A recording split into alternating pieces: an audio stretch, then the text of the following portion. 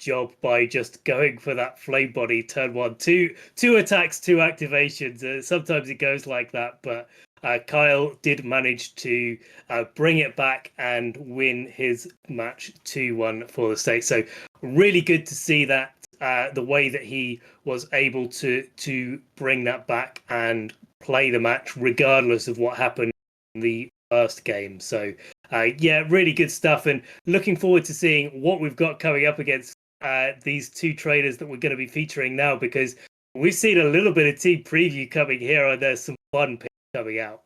Yeah, I think this is going to be a really fun match for you and I to wrap up this day with. It is between Spain and Chile, and we'll be going for Guillermo Castilla and Julio Núñez for their teams. You and I saw some really interesting peaks, some really spicy kind of picks all around here. Even looking at like things like Amanda Buzz kind of coming out, Ludicolo and Pelipper, something that you don't really see a lot in restricted formats where Kyogre exists. A lot of really interesting picks for both of these teams. Spain has already secured the momentum to move on into the top 8, so it'll be interesting to see exactly what these teams bring, what these players have kind of up their sleeves for these this last match that we'll be seeing and for the last 2 matches of their set.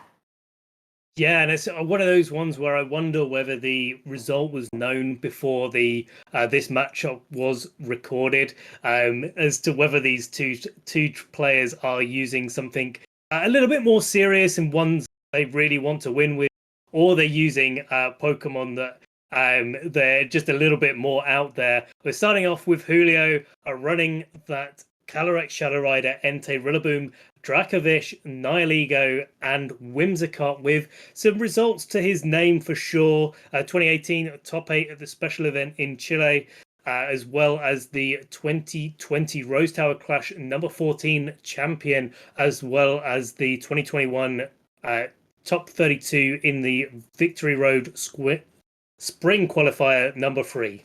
Yeah, one thing I'm loving about this team is, well, one, it has Whimsicott, which is one of my favorite Pokemon of all time. But Whimsicott has so much great utility in these, in this meta. It doesn't get used a whole lot because there are so many Pokemon with awesome priority, and then you do sometimes still have some Pokemon that can have psychic terrain kind of floating around. We saw Tapu Lele earlier, which is a little bit of a less common form of that psychic terrain, but it is nice to have anyway. You have Tailwind, you have Encore, you've got a couple of different options there, and it pairs well with that Dracovish that loves to go first, especially, with those very powerful attacks boosted by Strongjaw. Guillermo's running another really interesting team here with Eternatus, Incineroar, Suicune, Rillaboom, Celesteela, and Ditto. So the possibility of maybe having 2 restricteds on his team there. And then Celesteela kind of giving me a little bit of that throwback, because Celesteela now, unlike when they were run during Dynamax formats where they could be a lot more offensive, they're kind of, harkening back to what they used to be several years ago with that Leech Seed and those really stally, heavy, blocky kind of Celesteelas that are tough to break through. But Guillermo has some awesome accomplishments too, Ben.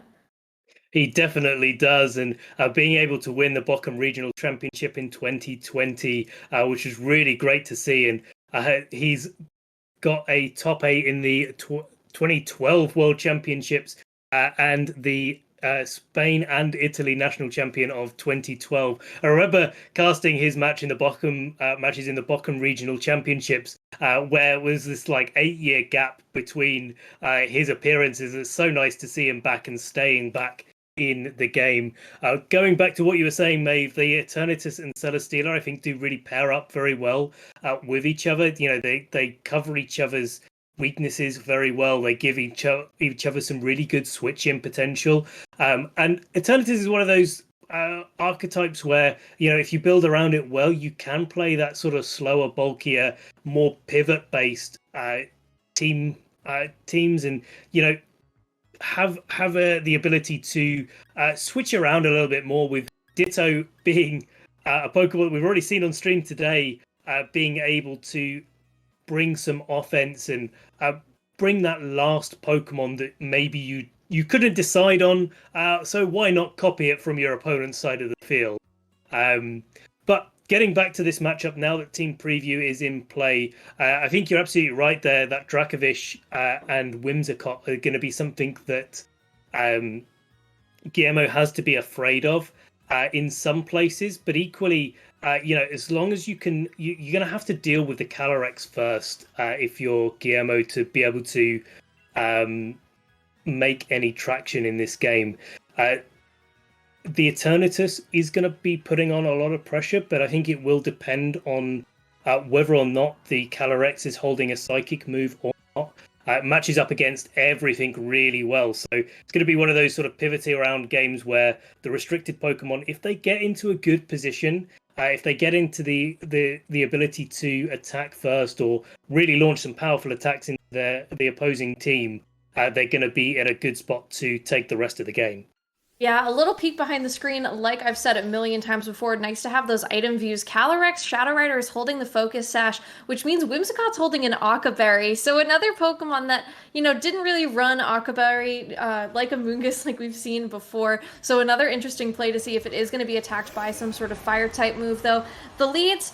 we have Suicune and we have Eternatus right off the bat, and then Calyrex and Whimsicott. So 2 Tailwind users, one of which is that prankster Whimsicott. So that's going to allow this Calyrex to continue to move first just based on dynamic speed that we have now in Generation 8 here. So, it's going to be really nice to be able to see if this Whimsicott is able to go for something like that Tailwind right off the bat, allow for a really strong Astral Barrage onto both of these Pokemon especially. And this, the Suicune is going to be in a little bit of a tougher spot because, if this Suicune goes for it, it's still going to mean that this Eternatus is slower. This Whimsicott also has access to Helping Hand, which could mean a really strong move for both of these Pokemon to be dealing with right now. Definitely, and Helping Hand is exactly what we see in this turn as it goes and is ready to help the Calyrex Shadow Rider go for that Psyshock going into the Eternatus on Guillermo's side of the field, and Julio is going to pick up that knockout on Guillermo's restricted right off the bat. Turn 1, I get that Grim Neigh boost, so it could be a Tailwind coming out from the Suicune here, could be a Snarl, or we see the Snarl coming out, gonna bring that Calyrex back down to neutral special attack, but I think, largely speaking, the damage has been done here. Oh, that is absolutely true. The damage has been done. Getting that Eternatus off of the field is huge because now you don't have to worry if it is carrying something like that Meteor Beam. That could be tough for a couple of the Pokemon on your team to deal with. But Guillermo's Snarl's nice too because he could have broken a Focus Sash on the Whimsicott for all he knows, but he did break the Focus Sash on the Calyrex. But the best thing about Ditto imitation is the best form of flattery, as Ditto is able to switch in right across from that Calyrex for Guillermo. So now he has two different restricteds, really. Yeah, bringing out his effective second restricted is a good position here. But unfortunately for Guillermo, Julio has the opportunity to Tailwind and Tailwind first. With that dynamic speed, it is going to be enough to pick up the knockout on the Ditto, unless that Ditto is also carrying a Focus Sash. We won't know until the Astral Charge launches out here, and it won't really matter if there's another Snarl coming out from the Suicune, because the Calyrex on Julio's side of the field is always going to be able to knock out the Calyrex on Guillermo's. Yeah, like you said, that is actually going to be a Focus Sash on the Ditto here too. So 2 Focus Sash Calyrex, one really being a Ditto. Ditto also goes for its own Astral Barrage. This should be able to pick up the knockout onto the Calyrex on Julio's side. The Whimsicott still hangs on here, which is very nice, at least to still have some Helping Hand action for whoever does switch in for Julio after this. But the Grim Neigh boost for the Ditto is really rough now because Guillermo could possibly just steamroll here, especially getting another Snarl off onto this Whimsicott, able to just continuously do damage. And if this Whimsicott it has a powerful attacking move. I mean, powerful, I say it's a Whimsicott. It's not really the strongest Pokemon you could bring on your own team here, but it could still be a little bit tougher for, Whimsicott to maybe get a little bit of extra help onto either of its partner Pokemon right now. Yeah, but the interesting thing is now that Julio has the Tailwind and Guillermo didn't take the opportunity to set it up. If you got a knockout there with Guillermo's Calyrex Shadow Rider after taking your Ditto down to its Focus Sash, then set up the Tailwind, you'd have a delayed Tailwind, which means that you'd have another Tailwind later. You'd still be able to go for big attacks with your own Calyrex and capitalize on that boost. And now we're in a position where, unfortunately, because the Suicune didn't set up its Tailwind, we're seeing some attacks here come out from Julio.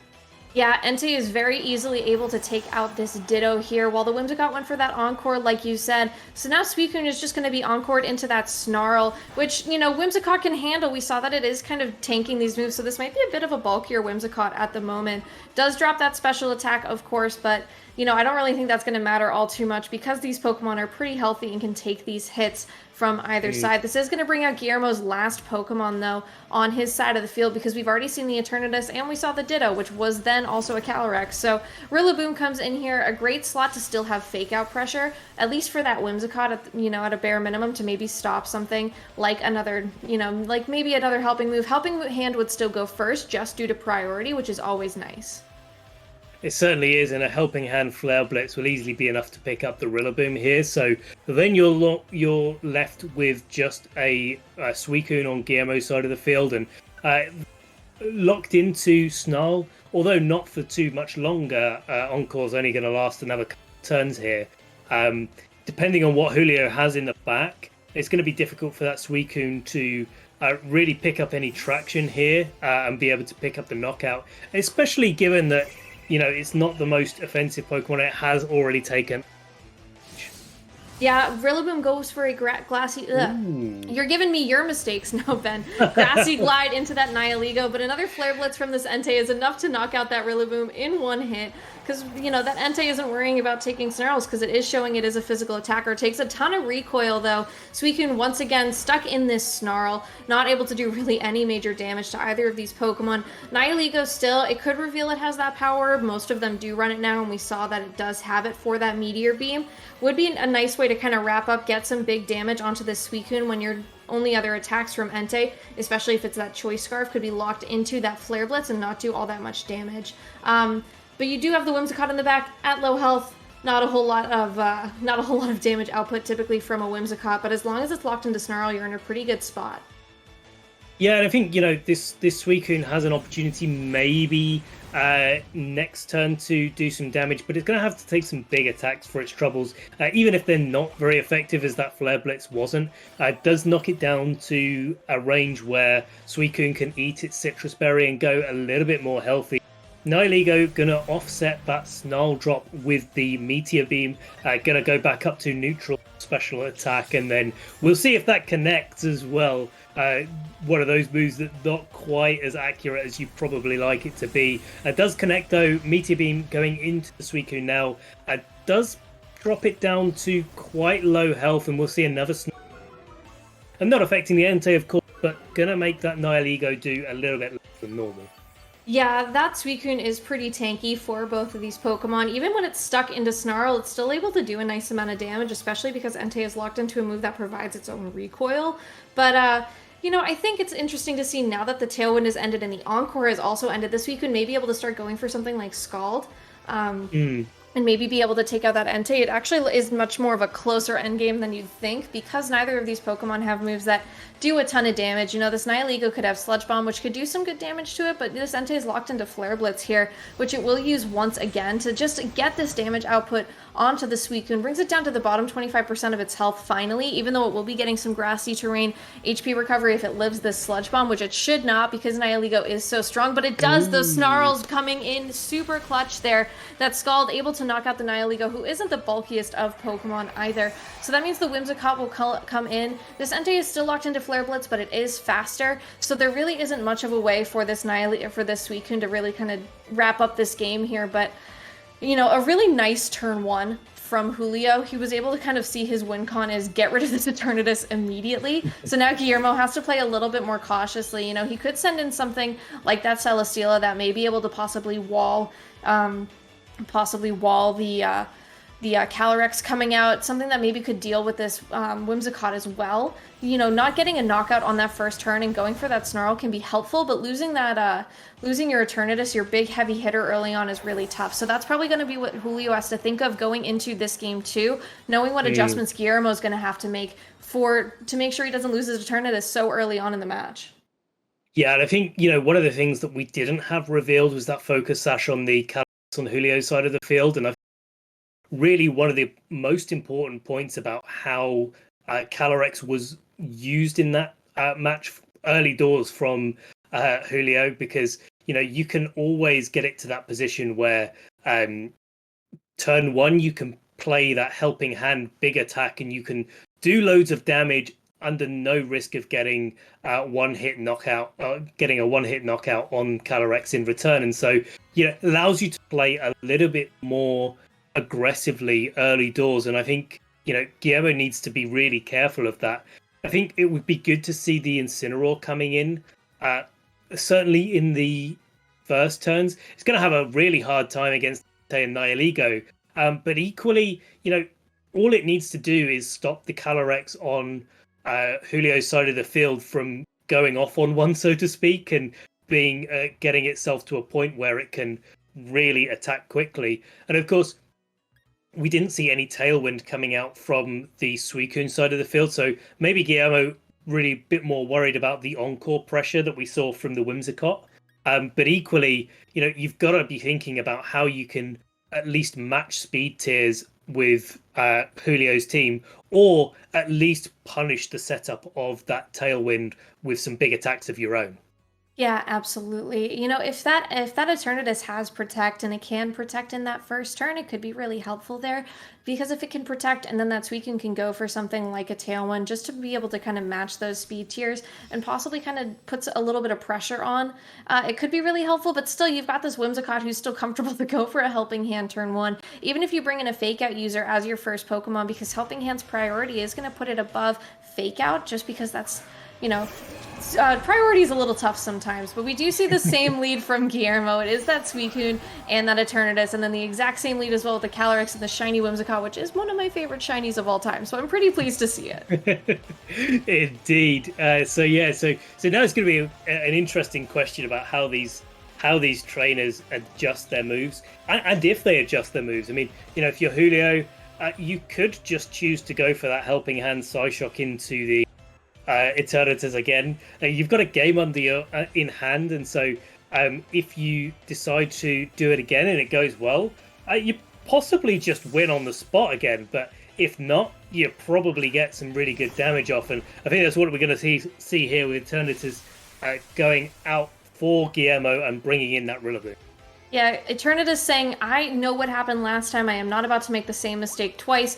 The Whimsicott, though, gets that Helping Hand off nice and early, will allow for this Calyrex to go for this Psyshock once again. This will do a ton of damage to this Rillaboom. Brings it down almost to probably about 2/3 of its HP is now off of the board. But Snarl comes out, super effective damage to Calyrex, breaks the Focus Sash on that Calyrex, unknowingly to Guillermo, but it most importantly drops that special attack before it can even get a Grim Neigh boost. So no Tailwind again from Guillermo, which might have been really helpful for him to possibly get some really nice damage off in the next turn, but that Snarl is still pretty important. Yeah, I think I agree with Guillermo's play there overall. The Tailwind would have been quite nice, but with Whimsicott being able to set up pranks to Tailwind, you've got to be careful when you set up that Tailwind so that you're not either encored or you just don't get the Tailwind matched straight away. Rillaboom coming in here will be able to launch Grassy Glide into the Calyrex as well, probably in range of a knockout here, and there's no Intimidates on Julio's side of the field, so whatever switches in here will be definitely have to take a Grassy Glide, might have to take an attack here from the Suicune as well. Well, that attack's going to be Snarl, which we know that Entei does not mind. Rillaboom goes for the Grassy Glide, though, like you said, into the Entei, who pretty much comfortably handles that. That might be a 5-hit knockout, if I'm not mistaken, there with that Grassy Terrain HP recovery. Another Snarl, dropping the special attack on that Whimsicott. Entei, once again, not minding, because we saw it as a physical attacker. It's running Flare Blitz as well, instead of Sacred Fire that it's been using, so if it choices itself back into that Flare Blitz, it could be able to pretty comfortably get this Rillaboom out of the game this turn. And that Rillaboom didn't go for Fake Out, so there was no way to, that Rillaboom didn't stop anything from that Whimsicott. Couldn't have stopped that Encore without going for something like a Fake Out. But then, that Suicune is, maybe in a different position. Rillaboom switches out here, though. Eternatus comes back in. Very quick mind game for these players. They're just clicking into their moves so fast. They are, and I like Eternatus coming back here now because there's no real threat for Eternatus on the field, especially with two Snarls coming into that Whimsicott. Stomping Tantrum, though, is the move of choice that Julio goes into and does a lot of damage. Yeah, that is Great read there definitely on the switch in. threat. Yeah, and the Suicune gets another Snarl, but it misses on that Entei. So Snarl, again, not accurate, but like you said, a big threat there. By keeping that move hidden and having the Helping Hand, they can do that once more. So I think that puts Julio in a really nice position, really nice information withholding from game one. And he's now locked into it, which could be a little bit better in terms of dealing with the Suicune as well. Just possibly, even though the Suicune's still locked into Snarl. Yeah, and you want the Suicune definitely locked into Snarl. Eternatus definitely fearing for itself, switching out into that Rillaboom, which is now safe. We know it's safe because of the Choice Scarf. Maybe Guillermo has figured out the item on the Entei here. As Rillaboom comes in for the Whimsicott, another Stomping Tantrum going into Guillermo's Rillaboom. And so with a Snarl rounding off the turn, doing just that little bit of damage, maybe grassy terrain recovery for Julio's side of the field, we might see a little bit more turn. Yeah, you've got the opportunity for Fake Out in the next turn especially, but most importantly, you've got that Grassy Glide pressure onto Suicune as well. So now that the Encore is over, a Fake Out might be nice to stop something maybe like a Tailwind, because there is no way to really match the Tailwind on this particular turn, which could allow the Rillaboom to go faster, especially if it goes for something like, a knockoff, if that's the item that it's holding onto that Entei. Whimsicott will switch in, though, for the Entei, so Whimsicott could be taking whatever attack this Rillaboom goes for. If this Rillaboom, goes for something pretty tough. It goes for its own Fake Out, though, the faster Fake Out instead onto Julio, so Suicune able to go for an Icy Wind here, so able to slow down both of these Pokemon and get some super effective damage onto both, but neither of them really all that worried about that damage. But not having that Tailwind up makes it a little bit tougher. This Whimsicott could go for that Prankster Tailwind next turn, though. It certainly could, and make that Rillaboom on Julio's side of the field faster. We saw the lock into Woodhammer last turn, and so Guillermo, if he wasn't already fearing any grass-type attacks coming through from Rillaboom last turn, which he clearly was because of the fake-out target, he's definitely going to be fearing them this time, and it could be a good opportunity for Suicune to maybe take a break in this match. The ideal switch in here, of course, though, would be the Eternatus, so unfortunately with all the damage it's taken, it's going to be difficult for Guillermo to get that back in, but no Woodhammer coming out here, just a U-turn from Julio and being able to knock out Rillaboom on Guillermo's side of the field. Yeah, what a strong U-turn that was. That allows the Rillaboom for Julio to go back as well. It can bring back that Entei, who we saw, lock into Stomping Tantrum, means it can possibly lock into that once more if this Eternatus is what comes out on the field for Guillermo. Suicune going for another Icy Wind will slow them down here once again, neutralize that Tailwind for that Whimsicott at the very least, but Entei will still be at +1 stage of speed just because of that Tailwind itself. So, this Whimsicott, the nice thing about Whimsicott is that it has Prankster, right? So there's so many things that it can do to help out its partner Pokemon. It can go for another Helping Hand just to boost whatever move this Entei locks itself into, because with that choice band or choice scarf, it allows it to just be able to do so much damage, and a Stomping Tantrum should be enough to knock out this Eternatus, unless some miracle happens and it is not able to do so. Yeah, it'd be really interesting to see what the last Pokemon on Guillermo's side of the field is left, because, if it's that Ditto and there's a lock into Stomping Tantrum, then that could be really telling, especially with the Protecteer coming out from Eternatus. That's going to be an Encore target next turn, and a really big one, so Guillermo's going to have to start using the last Pokemon that he has access to the next turn. Yeah, lock in there for the Suicune should be on that Icy Wind, so that most of it will be doing a very small amount of damage, but it will be slowing the Pokemon down on Julio's side, which is the one thing that I think is a little bit tougher than locking that Suicune into Snarl, especially when your Entei is physical. But if that's the move you have to lock into, then that's the move you have to lock into. Entei able to protect at least through this turn, but it is going to probably get Encored into its own Protect, which, unless it gets that double, which could be tough, but then you still have to worry about dealing with this Whimsicott. So the Eternatus says, no, I think I'm good. I'm going to swap out, bring in Ditto, but this Ditto now matches with a Whimsicott, which is not really the Pokemon you want Ditto to be turning into. No, not at all. I mean, you can get a Tailwind of your own, but it's not going to be too effective in this position. Stomping Tantrum, though, goes into the Ditto as well as that Encore, which of course fails. Icy Wind coming out from that Suicune, avoided by Entei, but not too problematic at this point.